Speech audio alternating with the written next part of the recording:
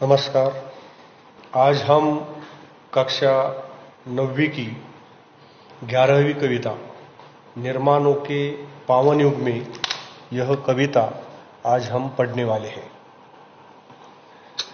सबसे पहले इस कविता का जो शीर्षक है वह हम पहले समझ में लेते हैं।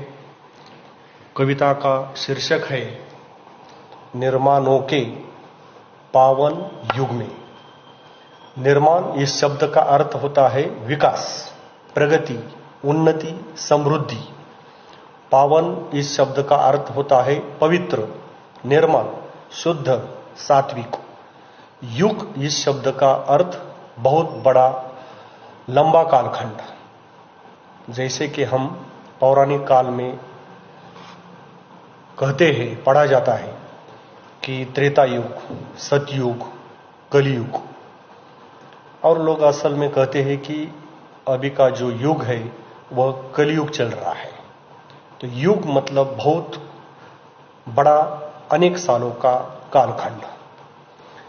तो कहने का संक्षेप में तात्पर्य इतना है कि कवि कहना चाहते हैं आज का जो युग है निर्माण का युग है, विकास का युग है, प्रगति का युग है, उन्नति का युग है। और वह कैसा है? पावन। पावन इस शब्द का अर्थ है बहुत पवित्र। तो इस कविता के कवि हैं अटल बिहारी वाजपेयी। यह नाम सुनते ही आपके दिमाग में आया होगा कि अटल बिहारी वाजपेयी भारत के प्रधानमंत्री रह चुके हैं। उनका जन्म, देखिए हम उनका परिचय ही देखते हैं कि उनका जन्म 25 दिसंबर 1924 में हुआ है। और भारत के भी पूर्व प्रधानमंत्री होने के साथ साथ वे कवि रहे हैं। अनेक कविताएं उन्होंने लिखी हैं। उनका जो दिल है, अंतःकरण है, हृदय है, बहुत ही बड़ा संवेदनशील है, भावुक था। वे पत्रकार भी बने रहे, वक्ता भी बने रहे। उनकी रचनाएं जीवन की जिजीविषा। जिजीविषा इस शब्द का अर्थ है लगन, निष्ठा, एकाग्रता, प्रेम, स्नेह, प्यार वगैरह। राष्ट्र प्रेम एवं ओज से परिपूर्ण है। उनकी जो रचना है, कविता का लेखन है, काव्य है, वह ओज मतलब तेजस्विता, तेजस्विता मतलब महानता, महानता मतलब आदर्शता, इससे परिपूर्ण है। कुछ कृतियां उन्होंने लिखी है। मेरी 51 कविताएं, यह उनका काव्य संग्रह है। कुछ लेख भी उन्होंने लिखे हैं, भाषण है। बिंदु बिंदु विचार, अमर बलिदान, यह गद्य रचना। तो यह रहा भारत के पूर्व प्रधानमंत्री अटल बिहारी वाजपेयी का संक्षेप में परिचय। और भी मैं कुछ परिचय उनके बारे में देना चाहता हूं कि यहां सिर्फ परिचय में उनका जन्म 25 दिसंबर 1924 यह आया है, लेकिन उनकी मृत्यु की दिनांक यहां नहीं है। क्यों? जब वे जिंदा थे तब उन्होंने कविता लिखी थी। तो उनकी मृत्यु कब हुई यह भी हमें जानना महत्वपूर्ण है। एक जनरल नॉलेज की दृष्टि से हमें वह ज्ञात होना बहुत महत्वपूर्ण है। तो उनका निधन 16 अगस्त 2018 में हुआ था। 2009 से वे बीमार थे, व्हील चेयर पर बैठे हुए थे, उन्हें चलना नहीं आता था, बीमारी से जूझ रहे थे, संघर्ष कर रहे थे। और इस प्रकार 16 अगस्त 2018 में उनका निधन हो चुका है। और एक छोटी सी जानकारी देना चाहता हूं कि वे भारत में 3 बार प्रधानमंत्री बन चुके हैं। पहली बार वे 1996 प्रधानमंत्री बने। उस समय उनका कार्यकाल सिर्फ 13 दिन का था। उसके बाद दूसरी बार वे प्रधानमंत्री बने 1999 से लेकर 2004 तक। वे दूसरी बार उन्होंने अपना 5 साल का कार्यकाल ठीक तरह से उन्होंने पूरा किया। तीसरी बार वे प्रधानमंत्री बने 98 में। तो 98 में वे सिर्फ 13 महीनों के प्रधानमंत्री रहे हैं। संक्षेप में वे भारत देश के 3 बार प्रधानमंत्री बन चुके हैं।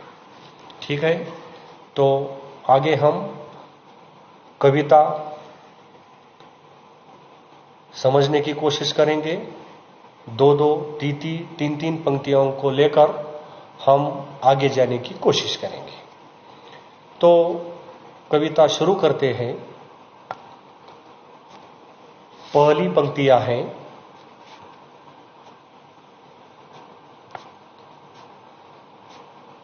निर्माणों के पावन युग में हम चरित्र निर्माण न भूले, स्वार्थ साधना की आंधी में वसुधा का कल्याण न भूले। तो सबसे पहले इन 2 पंक्तियों को हम समझने की कोशिश करेंगे। निर्माण का अर्थ मैंने पहले बताया ही है। निर्माण का मतलब विकास, प्रगति, उन्नति, समृद्धि।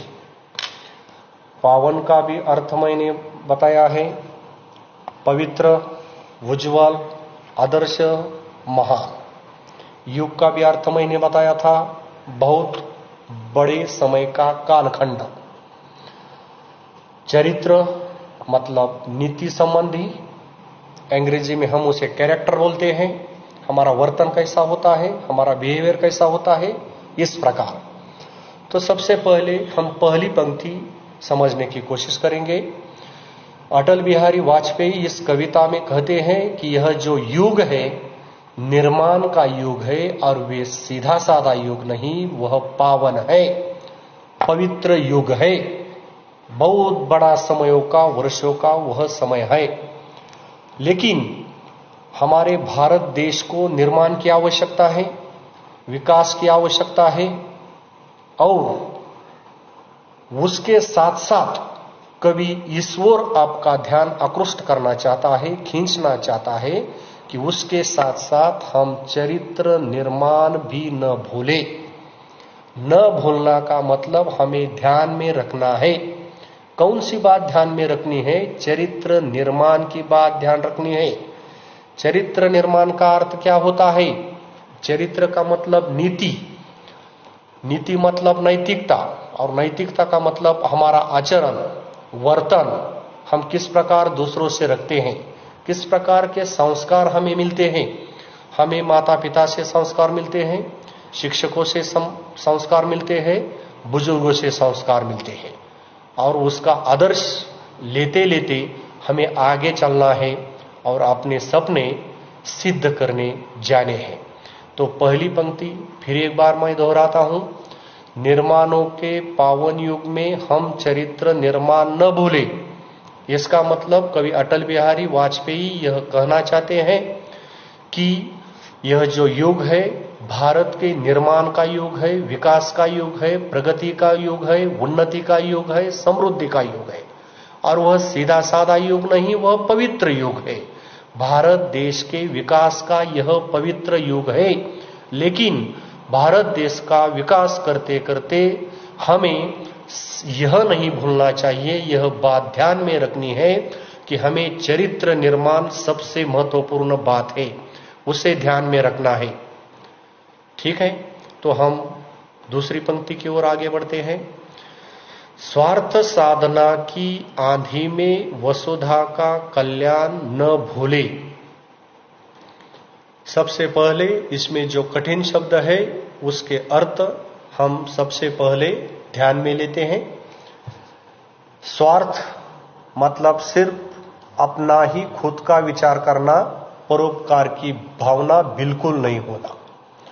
साधना इस शब्द का अर्थ होता है, शब्दशः अर्थ उसका तपश्चर्या है, लेकिन यह अर्थ हम ले सकते हैं स्पर्धा, प्रतियोगिता, कंपटीशन, भागदौड़।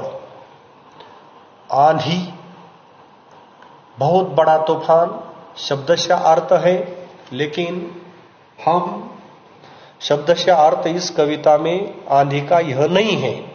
तो आंधी इस शब्द का अर्थ भी यही है कि लोगों की भागदौड़ है, स्पर्धा लगी है, बहुत बड़ी भीड़ है। उसके बाद वसुधा यह एक शब्द आया है। वसुधा इस शब्द का अर्थ पर्यायवाची शब्द परीक्षा में आ सकता है कि वसुधा इस शब्द का पर्यायवाची शब्द बताओ। तो वसुधा इस शब्द का अर्थ होता है पृथ्वी, और यह एक सौर मंडल का भी ग्रह है। कृति आ सकती है कि निर्माणों के पावन युग में इस कविता में सौर मंडल के किस ग्रह का उल्लेख आया है, तो आप बता सकते हैं यहां वसुधा या पृथ्वी। कल्याण इस शब्द का अर्थ है हित, दूसरों की भलाई, और न भूलना इस शब्द का अर्थ होता है ध्यान में रखना। तो हमने कठिन कठिन शब्द के अर्थ सबसे पहले समझ में ले लिए, फिर एक बार बताता हूं। स्वार्थ सिर्फ खुद का विचार करना, परोपकार की भावना बिल्कुल न होना। साधना का अर्थ तपश्चर्या, लेकिन यहां भागदौड़। आंधी का अर्थ भी उसी से मिलता जुलता है, प्रतियोगिता है, स्पर्धा है, भागदौड़ है, कोई किसी की ओर नहीं देख रहा है, मानवता नहीं रही है, इसका अर्थ आंधी। वसुधा इसका अर्थ पृथ्वी, कल्याण इस शब्द का अर्थ है हित। तो हम दूसरी पंक्ति को समझते हैं। तो कवि कहते हैं सभी में स्पर्धा लगी है, होड़ लगी है, कंपटीशन लगा है। कौन सा? स्वार्थ का। स्वार्थ की साधना है, स्वार्थ की भागदौड़ है, कोई परोपकार नहीं करते, किसी के प्रति हमदर्दी नहीं होती, सहानुभूति नहीं होती, और इसकी आंधी चल रही है। मतलब बहुत तेज गति के साथ यह स्पर्धा, प्रतियोगिता, कंपटीशन चल रहा है। कौन सा चल रहा है? स्वार्थ का। तो कवि कहते हैं स्वार्थ की भागदौड़ यदि चले, हर एक व्यक्ति को तो पैसे की आवश्यकता है, पैसा तो कमाना ही चाहिए, उसके बिना तो हम जी नहीं सकते, लेकिन उस कुछ सीमा चाहिए, उसकी कुछ मर्यादा चाहिए। तो कवि कहते हैं स्वार्थ की साधना जो चल रही है सिर्फ खुद का ही देखते हैं, किसी का नहीं देखते, परोपकार की भावना नहीं रही, स्पर्धा है, प्रतियोगिता है, होड़ है, कंपटीशन है।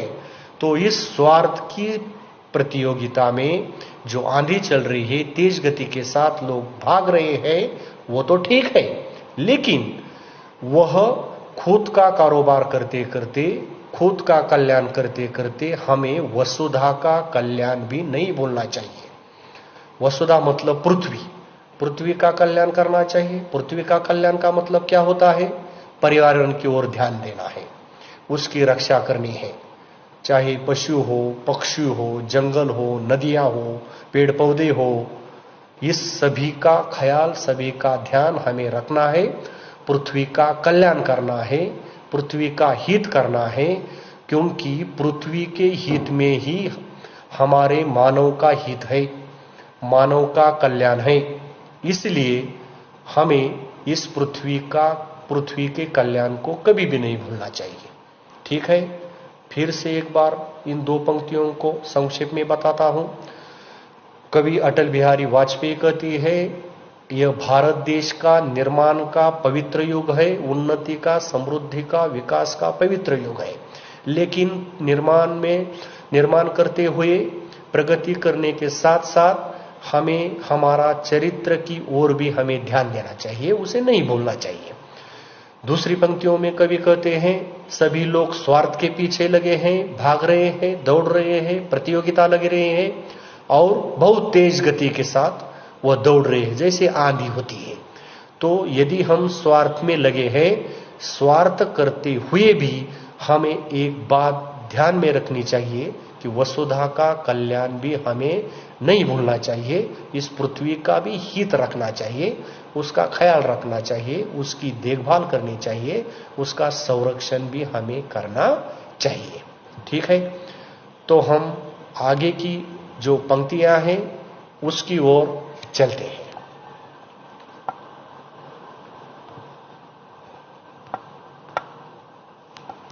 तो ये पंक्तियां हैं माना अगम अगाध सिंधु है, संघर्षों का पार नहीं है, किंतु डूबना मझधारों में साहस को स्वीकार नहीं है। जटिल समस्या सुलझाने को नूतन अनुसंधान न भूले। शायद आपको यह पंक्तियां भी समझ में आई होगी, क्योंकि आपका ऑनलाइन टीचिंग हो रहा है। आपने खुद भी YouTube पे जाकर इस कविता को ढूंढने की कोशिश भी की होगी। सारी कविता भी पढ़ाने के पहले भी समझ में आए होगी, लेकिन फिर भी एक शिक्षक का धर्म होने के नाते, एक कर्तव्य होने के नाते, एक फर्ज होने के नाते यह कविता मैं दोहराने की कोशिश कर रहा हूं। आप तो ऑनलाइन से देख रहे हैं, बहुत YouTube देखते हैं, फिर भी हम इस कविता को देख रहे हैं। तो सबसे पहले लाइन देखते हैं हम। सबसे पहले कठिन शब्दों के अर्थ देखते हैं कि अगम अगाध। देखो, अगम अगाध सिंधु। अगम का अर्थ होता है अपार, सिंधु समुद्र, अगाध अथाह, अथाह समुद्र है, बहुत गहरा है। अगाध अथाह, अथाह बहुत गहरा, संघर्षों का पार नहीं है। तो पहले पंक्तियों में अटल बिहारी वाजपेयी यह समझाने की कोशिश करते हैं कि सिंधु की उपमा दिए हैं, सागर की उपमा दे चुके हैं। सागर यह हमारे जीवन से मिलता जुलता है। तो कवि कहते हैं यह सिंधु जो है, दो विशेषण आए हैं। पहला विशेषण अगम और दूसरा विशेषण अगाध। अगम का अर्थ मैंने बताया अपार है, विस्तृत है, उसकी सीमा ही नहीं, अमर्यादित है। और अगाध इस शब्द का अर्थ होता है अथाह, बहुत गहरा। और सिंधु सागर। तो कवि कहना चाहते हैं, समझाने की हमें कोशिश करते हैं, जिस प्रकार सागर अपार होता है, बहुत गहरा होता है, लेकिन जो नाव चलाने होते हुए वे कैसे होते हैं? साहसी होते हैं, साहसी होते हैं, संघर्ष करते हैं, तूफान आते हैं, आंधी आते हैं, वे डरते नहीं, घबराते नहीं, हिम्मत नहीं हारते, धीरज नहीं खोते, संघर्ष करते हैं। संघर्ष का पार नहीं है, एक संघर्ष टला नहीं, दूसरा संघर्ष आके खड़ा हो जाता है। तो इस सागर के माध्यम से कवि हमें जीवन की ओर हमारा ध्यान आकृष्ट करना चाहता है, आकर्षित करना चाहता है। क्या कहते हैं? सागर के माध्यम से हमारा जीवन भी संघर्षों से पार नहीं है। बहुत बड़े संघर्ष हमारे जीवन में होते हैं, सुख आता है, दुख आता है, इस प्रकार का चक्र चलता रहता है। उसी प्रकार हमें हिम्मत नहीं हारनी चाहिए, उसका मुकाबला करना चाहिए, उसका सामना करना चाहिए, हिम्मत जुटानी चाहिए, धीरज रखना चाहिए, डरना नहीं चाहिए, निडर बनना चाहिए, डरपोक नहीं बनना चाहिए। तो जिस प्रकार अगाध सागर होता है, बहुत गहरा होता है, अपार भी होता है, उस मार्ग पर क्रमण करते समय जिस प्रकार जो नाविक होता है वह डरता नहीं, संघर्षों का मुकाबला करते करते आगे बढ़ने की कोशिश करता है, किनारे तक पहुंचने की कोशिश करता है, उसी प्रकार हमें भी हमारा जीवन जीते समय हमें भी संघर्षों का मुकाबला करना चाहिए, उसे मुंह तोड़ जवाब देना चाहिए, हिम्मत नहीं हारनी है और आगे बढ़कर हमें जाना है और जीत हासिल करनी है। दूसरी पंक्ति देखेंगे, किंतु डूबना मझधारों में साहस को स्वीकार नहीं है। वही अर्थ बताया है जो मैंने अभी अभी बताया। मंझधार इस शब्द का अर्थ होता है लहरों के बीचों बीच। मंझधार लहरों के बीचों बीच। साहस इस शब्द का अर्थ होता है धैर्य, साहस, निडरता। तो दूसरी पंक्तियों में कवि कहते हैं कि जो साहसी व्यक्ति होते हैं वे कभी हिम्मत नहीं हारते, मंझधार का मतलब होता है लहरों के बीचों बीच, वे रुकते नहीं। वास्तव में ऐसा होता है, जैसे जैसे हम किनारे की ओर से समुद्र में जाने की कोशिश करते हैं, डर पैदा होता है, बड़ी बड़ी लहरें आती है। तो उस लहरों के बीचों बीच इसका अर्थ है मंझधार। तो उस मंझधार में डूबना, हार मानना, पराजित होना किसी भी नाविक को वो स्वीकार नहीं है। किसी भी साहसी व्यक्ति को यह शोभा नहीं देता। कवि यही कहते हैं। तो उसके माध्यम से हमें क्या करना है, हमें जीवन में क्या सीखना है कि जीवन जीते समय हमने बचपन से शुरू किया है, यौवन आएगा, कर्तृत्व सिद्ध करेंगे, सपने साकार करेंगे, बुढ़ापे तक पहुंचेंगे, लेकिन कभी भी बीच में, मझधार में, मतलब जीवन के बीच कभी हमें हार नहीं माननी चाहिए, मुकाबला करना चाहिए, सामना करना चाहिए। क्योंकि हार जो होती है वह कायम के लिए नहीं होती। हार के बाद जीत आती है, दुख के बाद सुख आता है। इसी प्रकार हमें सदैव, हमेशा, निरंतर, अखंड चलते रहना चाहिए। रुकना नहीं है, डरना नहीं है, डरपोक नहीं बनना है, निर्डरता के साथ आगे आगे बढ़ना है। इस पंक्तियों में आखिरी पंक्ति हम देखते हैं।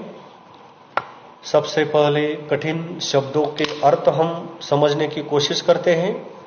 सबसे पहला शब्द यहां आया है जटिल। जटिल का अर्थ होता है बहुत कठिन। दूसरा पर्यायवाची शब्द उसे है पेचीदा, बहुत कठिन, डिफिकल्ट। समस्या सीधा साधा शब्द है, फिर भी उसका अर्थ बता देता हूं। समस्या का अर्थ होता है मुसीबत, संकट, अड़चन। सुलझाना मतलब हल करना, समस्या को हल करना। नूतन, इस शब्द का अर्थ है नया, नवीन। अनुसंधान, इसका अर्थ होता है अन्वेषण। शायद अन्वेषण समझ में नहीं आया होगा तो खोज, वैज्ञानिक खोज करते हैं, नया नया शोध लगाते हैं, उसका अर्थ है अनुसंधान। तो तीसरी कविता में, तीसरी पंक्तियों में क्या कहा है हम देखेंगे। जटिल समस्या सुलझाने हेतु नूतन अनुसंधान न भूले। कवि कहते हैं हम जो भारत देश में के सामने कठिन कठिन समस्या है, पेचीदा समस्या है, जटिल समस्या है, इसको हम सुलझाने की कोशिश करेंगे। कठिन समस्या को हमें नहीं डरना है, उस पर कोई उपाय करना है, कोई तो सुलझाने की कोशिश करना चाहिए। समस्या, अड़चन, मुसीबत को हल करना हमारा मनुष्य का कर्तव्य है। लेकिन इस कठिन समस्या का, कठिन अड़चन का, कठिन मुसीबतों को सुलझाते सुलझाते कवि यह कहना चाहते हैं, यह बात हमें ध्यान में रखनी चाहिए बिल्कुल, कि नया अनुसंधान भी नहीं भूलना चाहिए। हमेशा वैज्ञानिकों का फर्ज बनता है, वैज्ञानिकों का कर्तव्य बनता है, उनकी ड्यूटी है। वे देश के लिए, उनके मन में निष्ठा होती है, प्रेम होता है, इसलिए वे देश के लिए नया नया अनुसंधान करते हैं। तो कवि कहता है यदि हमारा भारत देश का निर्माण करना है, विकास करना है, तो अनुसंधान की आवश्यकता है। अनुसंधान करना बहुत आवश्यक है, उसे नहीं भूलना चाहिए, मतलब ध्यान में रखना चाहिए। ठीक है, फिर से एक बार इन तीन पंक्तियों का अर्थ मैं संक्षेप में बताना चाहता हूं। माना अगम अगाध सिंधु है, संघर्षों का पार नहीं है। देखो, सिंधु का मतलब समुद्र होता है, अगम अगाध दो विशेषण आ चुके हैं। अगम का मतलब अपार होता है, अगाध का मतलब बहुत गहरा होता है। जिस प्रकार सिंधु अपार होता है, गहरा होता है, और जो नाविक जो चलता है समुद्र में अपनी बोट लेकर, वह संघर्ष करता है। आंधी आती है, तूफान आता है, और उसका मुकाबला करता है, सामना करता है, संघर्ष करता है, और आगे आगे जाने की कोशिश करता है, प्रयत्न करता है, प्रयास करता है। उसी प्रकार हमारे जीवन में भी बहुत सारा संघर्ष है। अब देखेंगे तो यह कोरोना का संघर्ष है, तो फिर भी हमें हार नहीं माननी है, उसका मुकाबला करना चाहिए। स्कूल भी बंद नहीं है, किसी ना किसी माध्यम से आप तक पहुंचने की सब शिक्षक कोशिश कर रहे हैं। यह संघर्ष ही है। देखो, हमारे जीवन में बहुत सारे संघर्ष हैं। किन किन लड़कों की शादी नहीं होती, संघर्ष है भाई। कोई किसी परीक्षा में पास नहीं होता, संघर्ष है। किसी के जीवन में दुख होता है, संघर्ष करना पड़ता है। ऐसे अनेक संघर्ष के उदाहरण हैं। तो हमें क्या करना है? कर्तृत्व करना है, कड़ी मेहनत करनी है, पसीना बहाना चाहिए, प्रामाणिकता के साथ, ईमानदारी के साथ कर्तव्य यदि किया हम करेंगे तो हमारी जीत निश्चित है। हम अवश्य कामयाब हो सकते हैं। तो उसी प्रकार हमारा जीवन भी संघर्षों से भरा है। तो हमें उस संघर्ष का सामना करते हुए आगे आगे बढ़ने की कोशिश करनी चाहिए। दूसरी पंक्ति जो मंझधार का मैंने अर्थ बताया, लहरों के बीचों बीच। जो साहसी व्यक्ति होता है, नाविक व्यक्ति होता है, वे लहरों के बीचों बीच डूबना पसंद नहीं करता। डूबना मतलब हार मानना, पराजित होना, उसे पसंद नहीं है। क्यों? साहसी व्यक्ति का वह धर्म नहीं होता हार मानना। तो क्या करना है? वह संघर्ष करता है, मुकाबला करता है, सामना करता है, धीरज बंधाता है और आगे आगे जाने की कोशिश करता है। हमें भी बचपन से लेकर बुढ़ापे तक सपने साकार करते हुए बहुत आनंद के साथ, उमंग के साथ, उल्लास के साथ, उत्साह के साथ हमें अपना जीवन जीना चाहिए। बीच में भी नहीं रुकना चाहिए। चाहे कितना भी संकट क्यों ना आए, कितनी भी मुसीबत क्यों ना आए, कितनी भी बड़ी समस्या क्यों ना आए, उसका मुकाबला करते हुए, उस पर जीत हासिल करते हुए हमें आगे बढ़ना है। और कवि कहते हैं जो साहसी व्यक्ति है वे हार नहीं मानते, क्योंकि साहसी व्यक्ति को यह शोभा नहीं देता। वे स्वीकार ही नहीं करते, वे आगे बढ़ते हैं। और जटिल समस्या मतलब कठिन समस्या हमें हल करनी है, क्योंकि कठिन समस्या के हल किए बिना हमारे देश की प्रगति नहीं हो सकती। तो वह कठिन समस्या पर उपाय करते करते कवि हमें यह बात ध्यान में रखने के लिए कहता है कि उसके साथ हमें नूतन अनुसंधान भी करना है, क्योंकि हमें भारत का निर्माण करना है। तो भारत का निर्माण करते हुए हमें नूतन मतलब नया अन्वेषण लगाना है, तलाश करनी है, नई खोज लगानी है, नए शोध करने हैं। यह वैज्ञानिक का काम है और वे करते रहेंगे। उन्होंने तो केवल सलाह दी है।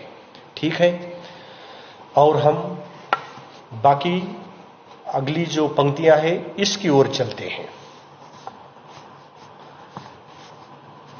यह जो दोनों पंक्तियां हैं वे तो हर तीन तीन पंक्तियों की बात आई है, उनका अर्थ समान है, बार बार दोहराने की आवश्यकता नहीं है। फिर भी मैं एक बार वह बताता हूं कि यह निर्माण का युग है, भारत देश के विकास का युग है, समृद्धि का युग है, प्रगति का युग है। वह सीधा साधा युग नहीं, पवित्र युग है। और भारत देश का निर्माण करते हुए हमें चरित्र निर्माण की ओर भी ध्यान देना है, उसे बिल्कुल भी नहीं भूलना चाहिए। दूसरी पंक्तियों में वही अर्थ बताया है कि सभी लोग स्वार्थ के पीछे पड़े हैं, स्वार्थ की साधना में लगे हैं, स्पर्धा लगी है, प्रतियोगिता लगी है।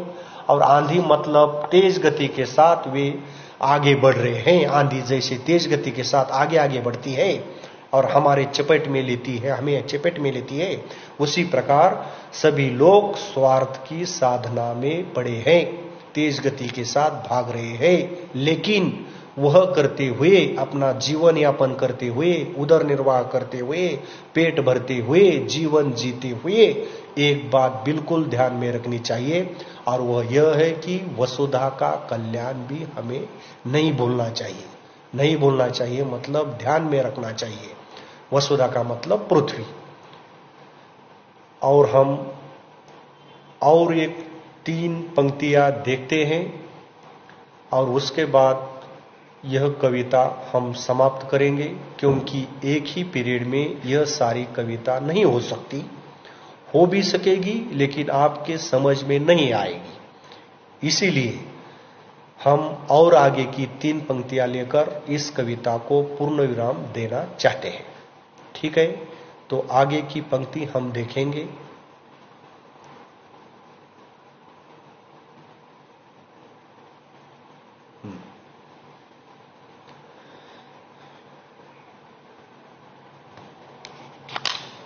ये 3 पंक्तियां हैं।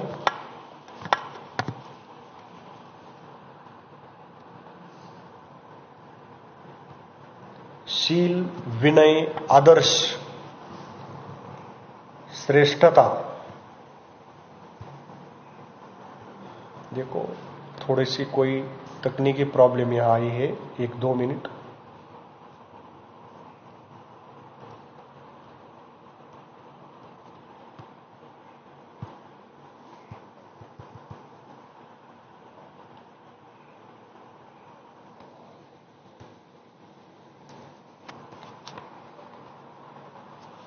ठीक है।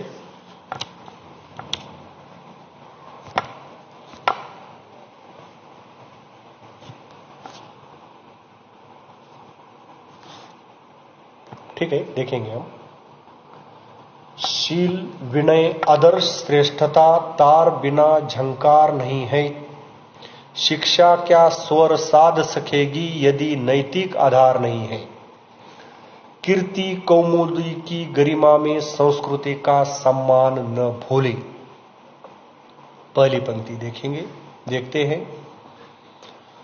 यह अब मैं कठिन शब्दों को अंडरलाइन नहीं कर सकता क्योंकि यह कुछ तकनीकी प्रॉब्लम आ चुका है। ठीक है। शील, इस शब्द का जो अर्थ होता है वो चरित्र होता है, और चरित्र का मतलब नैतिकता, नीति संबंधी। विनय एक शब्द आया है। विनय का अर्थ होता है नम्रता, सौजन्यशीलता। अंग्रेजी में उसे पोलाइटनेस कहते हैं। आदर्श मतलब महानता, अनुकरणीय। और श्रेष्ठता का इसका अर्थ है उत्तमता, महानता।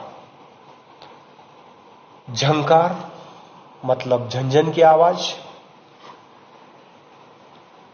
देखो इस पहली पंक्तियों में हमें मनुष्य के सद्गुण बताया है।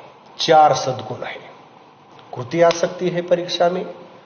मनुष्य के 4 सद्गुण कौन से हैं, या 4 चौकोन आ सकते हैं और बीच में यह कृति हो सकती है प्रश्न के लिए मनुष्य के सद्गुण। तो 4 सद्गुण है।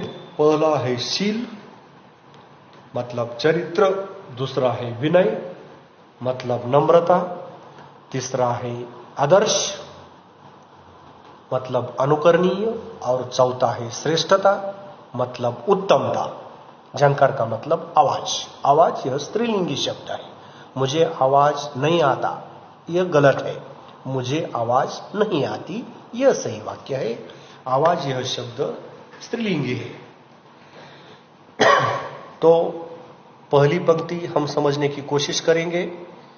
शील, विनय, आदर्श, श्रेष्ठता, ये क्या है? मनुष्य के सद्गुण, मानव के अच्छे गुण है। तार बिना झंकार नहीं है। देखो कवि जो होते हैं वे बहुत भावुक होते हैं, संवेदनशील उनका मन होता है। या हमें एक संगीत का जो वाद्य है वीणा या सतार, उसके माध्यम से जीवन के सद्गुणों का उन्होंने परिचय देने की कोशिश की है। सबसे पहले देखेंगे कि तार के बिना तो झंकार नहीं होगी। झंकार का मतलब है झंझन की आवाज। हम सतार को छेड़ते हैं, वीणा की तार को छेड़ते हैं अपने नाखून से, तब उससे मधुर संगीत निकलता है, मधुर आवाज आती है। उसी प्रकार यदि हमारे जीवन में भी ये 4 तार है, वीणा को भी तार होती है, किसी को 3 होगी, किसी को 4, सतार को मेरे ख्याल से ज्यादा तार होती है।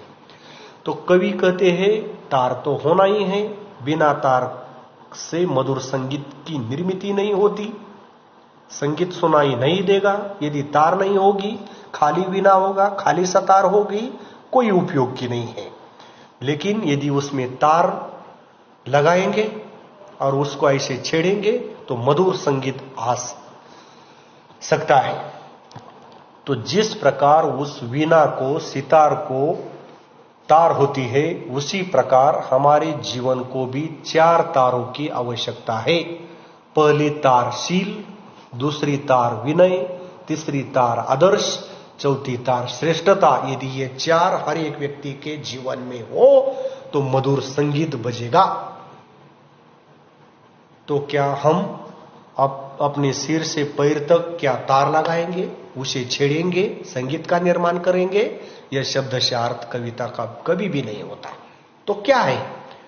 जिस प्रकार इन तारों को छेड़ने से संगीत निर्माण होता है, उसी प्रकार हमारे जीवन में यदि ये 4 तार वाले सद्गुण हो, ये 4 संस्कार हो, तो हमारा जीवन भी मधुर संगीत जैसा सार्थक होगा, धन्य होगा, सफल होगा, कामयाब होगा, आनंदी होगा, जोश भरा होगा, उमंग भरा होगा, प्रफुल्लित होगा, सुखी होगा, सार्थक होगा।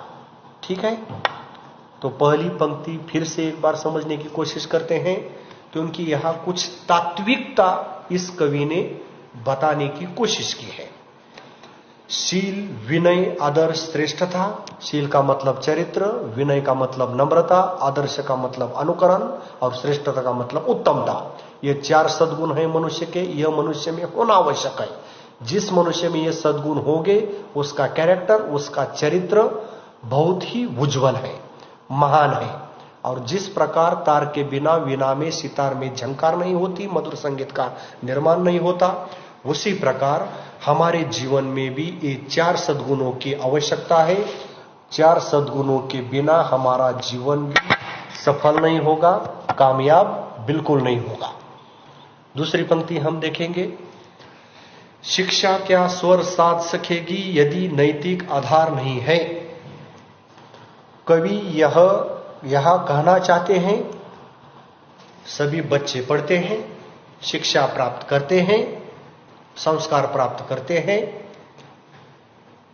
सद्गुण प्राप्त करते हैं, लेकिन अटल बिहारी वाजपेयी इस कविता में कहना चाहते हैं, यदि आप शिक्षा ले रहे हैं, प्राप्त कर रहे हैं, संपादित करना चाहते हो, अर्जित करना चाहते हो, ज्ञान बढ़ाना चाहते हो, ज्ञान की वृद्धि करना चाहते हो, लेकिन उन्होंने एक शर्त रखी है शिक्षा में कि उसके बिना शिक्षा कुछ उपयोग की नहीं है। किसके बिना? नैतिक आधार। आगे बताया है, देखो, यदि जिस शिक्षा में नैतिकता न हो, नैतिकता का मतलब नीति संबंधी, नीति संबंधी का मतलब वर्तन, संस्कार, अच्छी शिक्षा, सद्गुण। तो जिस शिक्षा में नैतिकता नहीं, वह शिक्षा फिजूल है, व्यर्थ है, अनुपयुक्त है, अनुपयोगी है, उसका कोई भी उपयोग नहीं है। तो दूसरी पंक्तियों में अटल बिहारी वाजपेयी यह कहना चाहते हैं, तो जब कोई भी शिक्षा हो, उस शिक्षा का जो बेसमेंट है उसे हम नींव कहते हैं, मराठी में पाया कहते हैं। यदि पाया मजबूत नहीं होगा, नींव मजबूत नहीं होगी, फाउंडेशन मजबूत नहीं होगा, इमारत टिक नहीं सकेगी। उसी प्रकार हमारे जीवन का भी है।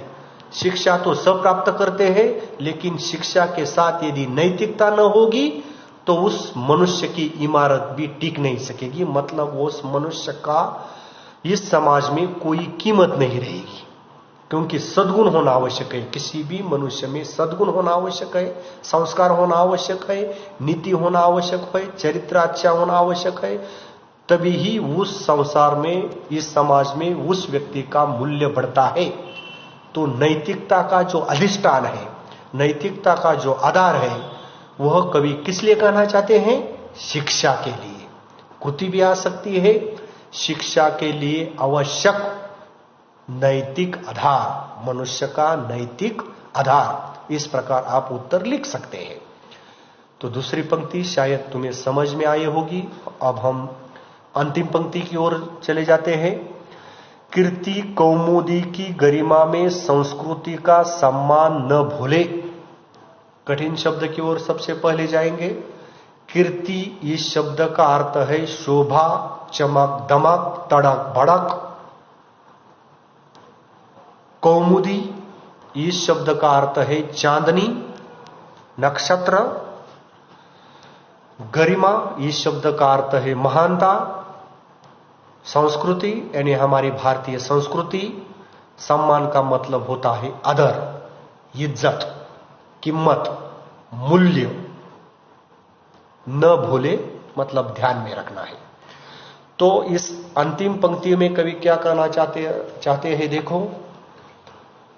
कीर्ति कौमुदी की गरिमा। कौमुदी चांदनी, कीर्ति चमक, गरिमा महानता। तो चांदनी की चमक में जो अनेक लोगों की तड़क भड़क चली है, समझ में नहीं आया होगा। समझाता हूं। मैं फिर किस काम का, मैं होना, ठीक है। तो चांदनी की शोभा में यह भी तात्विक पंक्ति है। देखो, शब्द से अर्थ लेने की कोई आवश्यकता नहीं है। चांदनी की शोभा में हमें हमारे भारतीय संस्कृति का सम्मान करना चाहिए, आदर करना चाहिए, उसे नहीं बोलना चाहिए। मतलब ध्यान में रखना है। क्या ध्यान में रखना है? भारतीय संस्कृति को नहीं भूलना चाहिए।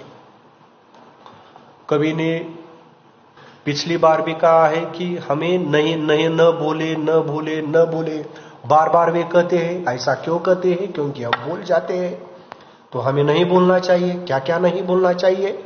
चरित्र का निर्माण नहीं भूलना चाहिए, वसुधा का मतलब पृथ्वी का कल्याण नहीं भूलना चाहिए, और नूतन अनुसंधान भी नहीं भूलना चाहिए, संस्कृति का सम्मान भी नहीं भूलना चाहिए। ये 2-3 बातें बहुत महत्वपूर्ण है। देखो, चरित्र का निर्माण, वसुधा का कल्याण, नूतन अनुसंधान, संस्कृति का सम्मान हमें कभी भी नहीं भूलना चाहिए। तो तीसरी पंक्ति का जो शब्द से अर्थ होता है वह तो यह है। कौन सा? कि चांदनी रात में जो चांदनी आकाश में हमें दिखाई देते हैं, नक्षत्रों की तरह शुभ्र, बहुत ही अच्छी दिखाई देते हैं। मन प्रफुल्लित होता है, तरोताजा होता है। ऐसा लगता है कि उस आकाश की ओर देखते ही रह जाए। चंद्रमा भी होता है। लेकिन यहां कवि कहना चाहते हैं कीर्ति कौमुदी, चांदनी की शोभा, चांदनी की चमक, चांदनी की दिखावा। यह अर्थ है हमारा रहन सहन, हमारा पोशाक, हमारा लिविंग बोलते हैं हम अंग्रेजी में, हमारा रहन सहन कैसा है। तो कवि कहते हैं बहुत ही आजकल लोग तड़क भड़क में रहते हैं, बहुत ही सफेद सफेद पुढ़ारी नेता जैसे कपड़े पहनते हैं, खादी के कपड़े पहनते हैं और तड़क भड़क रहते हैं, ऐशो आराम के साथ रहते हैं। लेकिन ऐसा करते हुए भी ठीक तरह से रहना, अच्छा पोशाक पहनना, यह कोई गलत नहीं है। यह तो आपका पर्सनैलिटी का भाग होता है, व्यक्तित्व का भाग होता है। लेकिन फिर भी केवल पोशाक पहनने से कुछ नहीं होगा। तो ऊपर बताए हुए 4 गुण भी हमारे अंदर होना चाहिए। प्रामाणिकता होनी चाहिए, ईमानदारी होनी चाहिए, निष्ठा होनी चाहिए, लगन होनी चाहिए। इस प्रकार हर एक व्यक्ति का व्यक्तित्व सफल हो सकता है। तो अंतिम पंक्ति में कवि यह कहना चाहते हैं, चाहे अपना रहन सहन कितना भी ऐशो आराम का न हो, कितनी भी शोभा आपकी क्यों न बढ़े, कितनी भी चमक दमक में आप क्यों न रहे, कितनी भी तड़क भड़क में आप क्यों न रहे, लेकिन यह ऐशो आराम का जीवन जीते हुए, अच्छे अच्छे कपड़े पहनते हुए, सभी सुख सुविधा होते हुए एक बात हमें ध्यान में रखनी चाहिए, और वह है संस्कृति का सम्मान। संस्कृति का सम्मान करना चाहिए, बड़ों को इज्जत देना चाहिए, माता पिता का आदर करना चाहिए। उसके माता पिता को हर रोज हमें उसके पांव लगने चाहिए। उसका ही आशीर्वाद इस दुनिया में सबसे बेहतर आशीर्वाद है। तो कवि कहते हैं कि संस्कृति का सम्मान, इसमें क्या क्या आता है? ऊपर के 4 सद्गुण भी आते हैं, शील, विनय, आदर्श, श्रेष्ठता। शील का मतलब चरित्र, विनय का मतलब नम्रता, आदर्श का मतलब अनुकरणीय और श्रेष्ठता का मतलब उत्तमता। यह संस्कार होने चाहिए, यह सद्गुण होने चाहिए।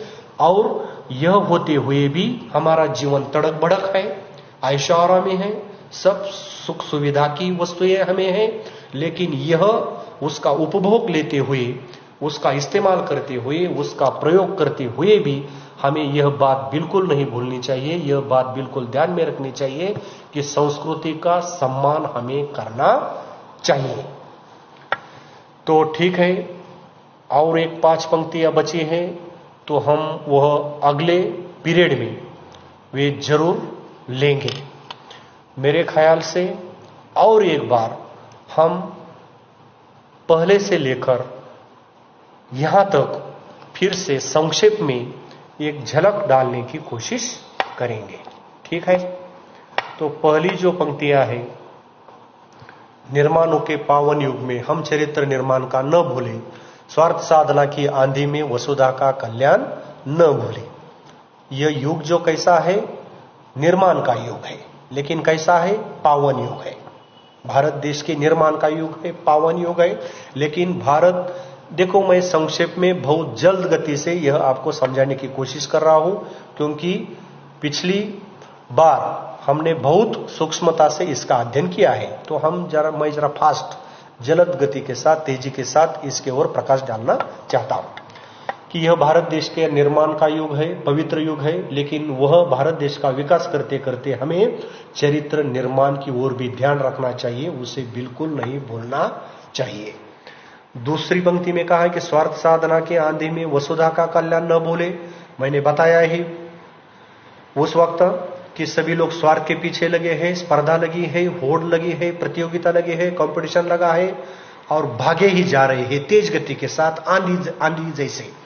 तो हर व्यक्ति अपने स्वार्थ के पीछे लगे होने पर भी हमें यह बात भूलना नहीं चाहिए, वसुधा मतलब पृथ्वी, पृथ्वी का भी कल्याण करना चाहिए, पर्यावरण की ओर ध्यान देना चाहिए, चाहे नदी हो, सागर हो, पेड़ हो, पशु हो, पक्षी हो, जंगल हो, हवा हो, यह सब कुछ भी हो, पर्यावरण, यह पृथ्वी, यह वसुधा, उसका कल्याण, उसका हित हमें करना चाहिए, भूलना नहीं चाहिए। अगली पंक्तियां थी 3, माना अगम अगाध सिंधु है, संघर्षों का पार नहीं है। सागर के माध्यम से कवि ने हमें यह बताने की कोशिश की है, जीवन के लिए जिस प्रकार सागर अगम होता है मतलब अपार, अगाध होता है मतलब बहुत गहरा, अपार और बहुत गहरा होते हुए भी जिस प्रकार नाविक बोट चलाते समय संघर्ष का सामना करता है, संघर्षों का पार ही नहीं है, मतलब बहुत बड़े संघर्ष है, कितने आएंगे गिनती नहीं, अमर्यादित संघर्ष है। तो हमें उस संघर्षों को पार करना है, संघर्ष के बाद जीत हासिल करनी है और आगे बढ़ना चाहिए। दूसरी पंक्ति, किंतु डूबना मझदारों में साहस को स्वीकार नहीं है। देखो, जो साहसी व्यक्ति है, नाविक होता है, वह हार नहीं मानता, पराजित नहीं होता, क्योंकि वह साहसी व्यक्ति होता है और साहसी व्यक्ति को पराजय शोभा नहीं देता।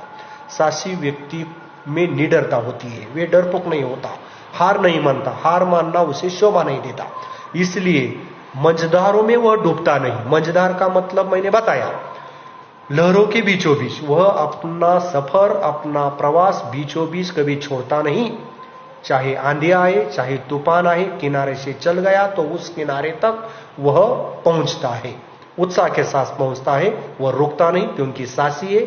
साहसी व्यक्ति को मझधार में डूबना शोभा नहीं देता। उसी प्रकार हमें भी अपने जीवन जिस प्रकार बचपन से शुरू किया है, बचपन यह एक किनारा है, बुढ़ापा एक किनारा है, इस किनारे से उस किनारे तक जाते समय हमें क्या करना है, आगे ही आगे बढ़ना है, हिम्मत नहीं हारनी चाहिए, डरना नहीं चाहिए, निडरता के साथ मुकाबला करना चाहिए, सामना करना चाहिए, जीवन जीना चाहिए, सपने साकार करता रहना चाहिए, माता पिता के जो सपने हैं उसे सिद्ध करने हैं, तभी उन्हें आनंद हो जाएगा। अंतिम पंक्ति, जटिल समस्या सुलझाने को नूतन अनुसंधान न भूले। जटिल का मतलब कठिन, समस्या मतलब बाधा, मुसीबत, अड़चन, सुलझाना मतलब हल करना, निकालना, नूतन का मतलब नया, अनुसंधान का मतलब अन्वेषण, खोज, तलाश। तो हमें भारत देश का निर्माण करते हुए, प्रगति करते हुए, विकास करते हुए जटिल समस्या भी भारत देश के रास्ते पर आएगी। उस कठिन समस्या का हमें हल करना है, लेकिन हल करते समय हमें एक बात ध्यान में रखनी है कि नया जो अनुसंधान है उसे कभी भूलना नहीं चाहिए। भारत देश के निर्माण के लिए, विकास के लिए, प्रगति के लिए, समृद्धि के लिए हमें नूतन अनुसंधान की आवश्यकता है। आज भी जो हमारे देश पर संकट मंडरा रहा है कोरोना का, तो उस पर भी अनुसंधान करना है, नूतन अनुसंधान करना है, इस पर वैक्सीन लाना है, इस पर लस तैयार करना है, ताकि यह बीमारी हमेशा के लिए खत्म हो सके। तो इसलिए भी हमें नूतन अनुसंधान की आवश्यकता होती है। आगे यह जो 3 पंक्तियां में है, शील, विनय, आदर, श्रेष्ठता, क्या है ये? सद्गुण है। किसके? मनुष्य के। किसके माध्यम से बताने की कोशिश की? वीणा के माध्यम से, सतार के माध्यम से। सतार कब बजती है? तार छेड़ने पर। कितने तार होती है? 3 होती है, 4 होती है, 5 होती है। जब उसे छेड़ते हैं उसमें से मधुर संगीत का निर्माण होता है। उसी प्रकार मनुष्य को भी ये 4 तार है। शब्द अर्थ लेने की आवश्यकता नहीं। 4 तार मतलब सद्गुण। तार मतलब सद्गुण। कितने सद्गुण? 4। पहला शील, दूसरा विनय, तीसरा आदर्श, चौथा श्रेष्ठता। शील का मतलब चरित्र, विनय का मतलब नम्रता, आदर्श का मतलब अनुकरणीय, श्रेष्ठता का मतलब उत्तमता, महानता।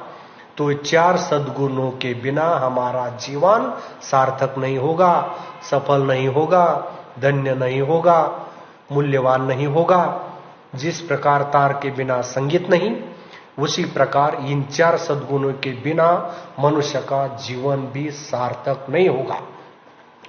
दूसरी पंक्ति, शिक्षा क्या स्वर साध सकेगी यदि नैतिक आधार नहीं है? यहां अटल बिहारी वाजपेयी कविता के माध्यम से हमें यह बताने की कोशिश करते हैं, शिक्षा तो सभी प्राप्त करते हैं, लेकिन उन्होंने एक बहुत महत्वपूर्ण शर्त यहां कह डाली है। शिक्षा तो आप प्राप्त करेंगे, लेकिन केवल शिक्षा का उपयोग नहीं है, शिक्षा के साथ साथ नैतिक आधार की आवश्यकता है। नैतिक आधार होना बहुत जरूरी है। यदि नैतिक आधार नहीं होगा तो उस शिक्षा का कोई भी उपयोग नहीं होगा।